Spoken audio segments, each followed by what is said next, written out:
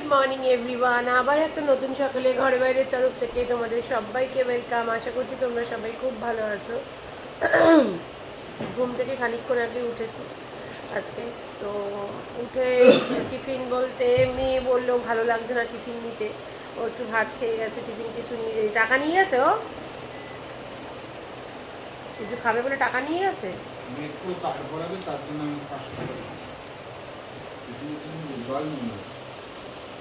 ও খিদে পেলে বলেছে বাইরে খেয়ে নেবে, নাহলে ভাত টাত থাকবে বাড়িতে এসে খেয়ে নিতে পারবে, কোনো অসুবিধে নেই। আর আমি একটু ভাত খেয়ে যাচ্ছি, মঙ্গলা একটু ভাত খেয়ে নিচ্ছি। আর মেয়ে যে রুটি আর তরকাটা নিয়ে যাবে বলেছিল টিফিনে, সেটা মেয়ে আর টিফিনে নেয়নি, ওর বাবা খেয়ে নেবে। ব্যাস খেয়েও নিয়েছে ওর বাবা। তো যাই হোক, এই হচ্ছে ব্যাপার। আমি অলমোস্ট রেডিও হয়ে গেছি, আমি শুধু ভাতটা খাবো আর বেরোবো, অসুবিধার কিছু নেই। ওর বাবা কিন্তু হাফ রাস্তা দিয়ে আসবে, এরকম একটা চাপের নেই। রায়ন তো স্কুলে চলে গেছে, সকাল থেকে উঠে দৌড়দৌড়ি শুরু, এরকম একটা ব্যাপার আর কি। মঙ্গলারও কাজ হয়ে গেছে, এবার আমি আর মঙ্গলা খাবো, তাহলে ব্যাস হয়ে গেলো সব। যাই হোক, চলো সাথে থাকো, দেখতে থাকো। এখন থেকেই তোমাদেরকে সাথে নিয়ে আজকে ব্লগটা শুরু করছি, আশা করছি ভালো লাগবে। সরি, চলো রেডি হয়ে গেছি, এবার বেরোই। এবার আর এখন ক্যামেরা বন্ধ, ফোন ঢুকিয়ে দিই ব্যাগে। একেবারে দেখা হচ্ছে সন্ধ্যেবেলা বাড়িতে। এই বাড়িতে এলাম, একেবারে রায়ানকেও টোটো দাদা নিয়ে এসছে, আর আমিও 2 মিনিট আগে ঢুকেছি। আমি একেবারে দাঁড়িয়েছিলাম নিচে, একেবারে টোটো দাদার ভাড়াটা দিয়ে ওপরে উঠলাম। বাসে আসতে গেলে ওরে বাবা রে, যেটা মোটামুটি আধ ঘন্টায় চলে আসা যায়, সেটাতে মোটামুটি আসতে 50 মিনিট সময় লাগে একদম। যাই হোক, মঙ্গলা আসুক, একটু টুকটাক রান্নাবান্না আছে, সেরকম কিছু নেই, দেখছি কি করব। এই তো, আর কি বলবো। চলো সাথে থাকো, আগে রান্নাবান্নাগুলো সেরে নিই, তারপরে আসছি। আরেকজনের অবস্থা দেখো, রায়ান পড়তে বসেছে, ও নাকি পড়বে, তাই খাতা পেন্সিল নিতে এসেছে। এর নাও, চলো মায়ের কাছে চলো, চলো। ওই যে যাচ্ছে।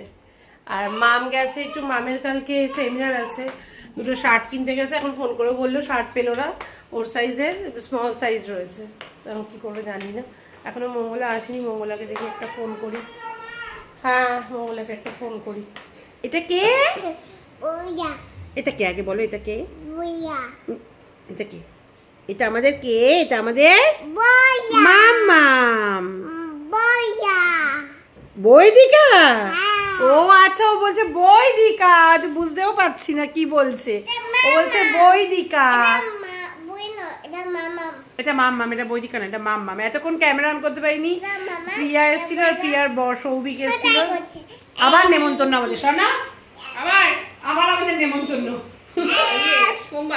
সোমবার না রোববার, রোববার নেমন্তন্ন দুপুরবেলা।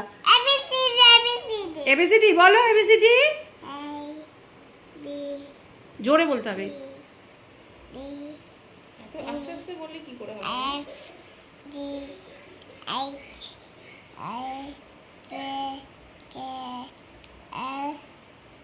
এম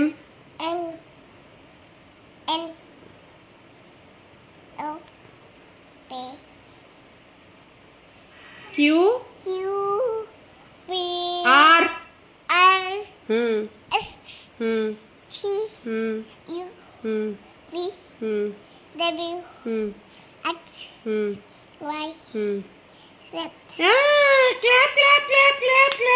বৈদিকা সামন্ত সব পেরেছে। তো যাই হোক, এতক্ষণ ওই গল্প করছিলাম, ওই গল্প করতে করতে,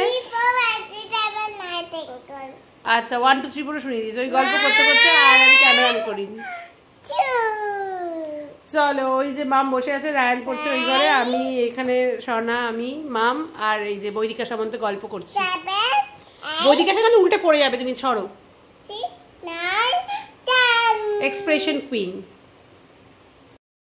মাম বসে গেছে ডিনারে। এই যে আছে হচ্ছে ট্যাংরা মাছ, একটু ডাল, আলু ভাজা। ওইদিকে আমার ভাতটা গরম হচ্ছে, আর রায়ান তো খাবে না। 9:25 বাজে, এদিকে কি একটা চালিয়েছে মাম, কি একটা স্ত্রী। আর রায়ান খাবে না। কি রে রায়ান, খাবি না কেন বল?